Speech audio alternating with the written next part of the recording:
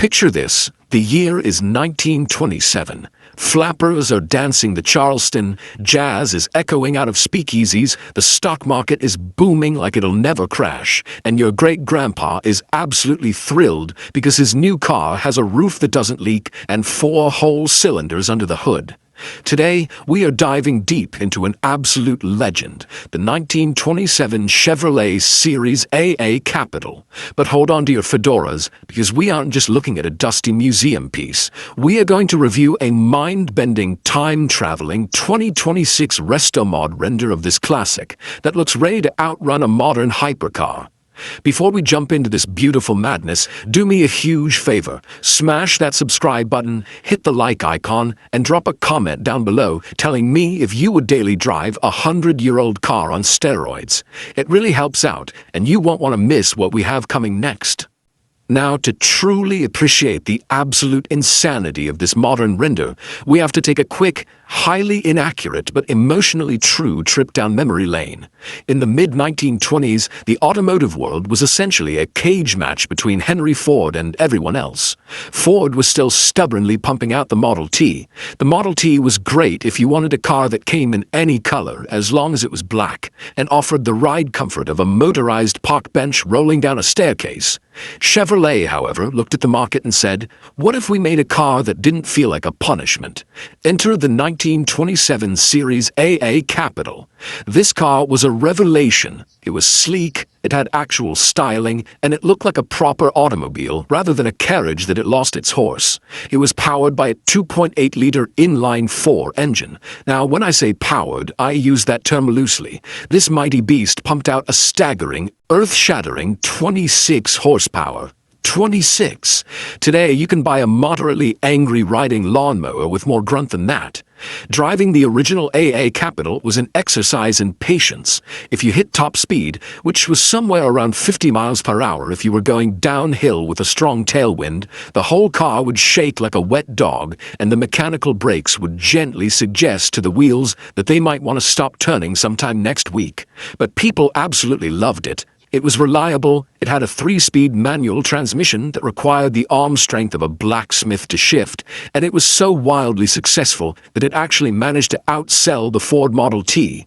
It was the ultimate middle finger from Chevy to Henry Ford, wrapped in a reasonably priced, stylish package. But that was a century ago. Let's snap back to the present, or rather, the near future of 2026, and look at the absolute digital wizardry in these images. Some mad automotive scientist took the dignified, slow-moving silhouette of the 1927 Capital and injected it with a cocktail of liquid adrenaline, carbon fiber, and pure, unfiltered aggression. This is no longer a car for driving your grandmother to Sunday service. This is a car for outrunning the apocalypse in absolute luxury. Just look at the exterior. The first thing that punches you in the face is the paint. That candy apple red isn't just a color. It's an event. It looks so deep and wet you could practically dive into it. They kept the iconic, boxy silhouette, the upright windshield, the sharp angles of the cabin, but they slammed it to the ground. The stance is lower than a snake's belly in a wagon rot. Gone are the spindly wooden artillery wheels that look like they belonged on a Conestoga wagon. In their place are absolutely massive, deep-dish, split-spoke chrome alloy wheels wrapped in rubber so incredibly thin it looks like they just painted the tires directly onto the rims. The front end is where the 1920s meet the 2020s in a violent collision of style. The classic, towering vertical grille is still there, dominating the fascia, complete with the vintage Chevy bow tie. But flanking it are modern, high-intensity LED projector headlights sitting in those classic bucket housings.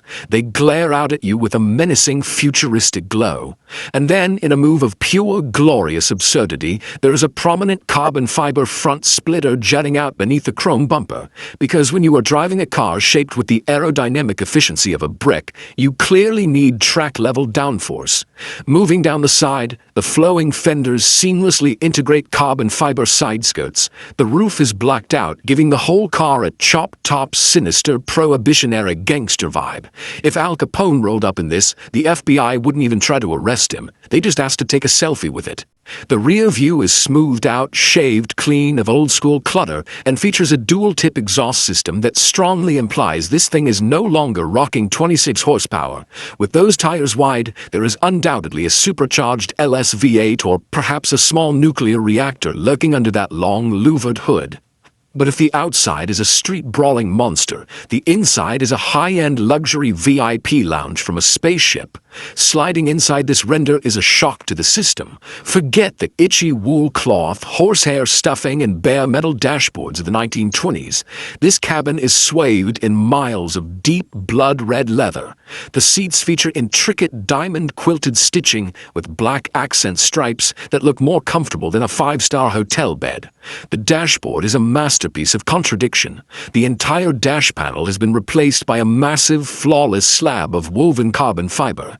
Right in the center, where a glorious lack of instrumentation used to be, sits a massive digital infotainment screen displaying virtual analog gauges, engine vitals, and probably a lap timer.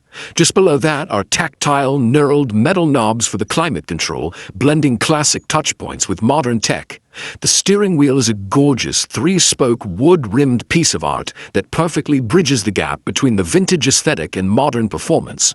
Look down at the floor, and you see thick, plush red carpeting, billet aluminum racing pedals, and a custom carbon fiber center console housing a polished chrome shifter that just begs you to grab it and bang through the gears. There's even subtle LED ambient lighting growing from the roofline. Ultimately, this 2026 modified render of the Chevrolet Series AA Capital is everything right about car culture. It takes a historically significant, incredibly slow, nearly 100-year-old antique and answers the question, what if we gave it an unlimited budget and a bad attitude? It respects the beautiful, upright lines of the Roaring '20s while ruthlessly updating every single mechanical and cosmetic component to hyper-modern standards. It is completely ridiculous, wildly unnecessary, utterly sacrilegious to purists, and I want the keys right now.